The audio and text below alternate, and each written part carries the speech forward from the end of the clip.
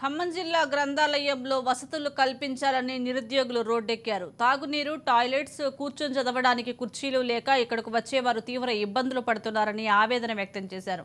రోడ్డుపై బైఠాయించి వసతులు కల్పించాలని డిమాండ్ చేశారు. పోలీసులు వచ్చి సర్ది చెప్పినా నిరుద్యోగులు వినకపోవడంతో కాసేపు ఉద్రిక్త పరిస్థితి నెలకొంది. పోలీసులు అరెస్టు చేస్తామని హెచ్చరించడంతో నిరుద్యోగులు వెనక్కి తగ్గి ఆందోళన విరమించారు.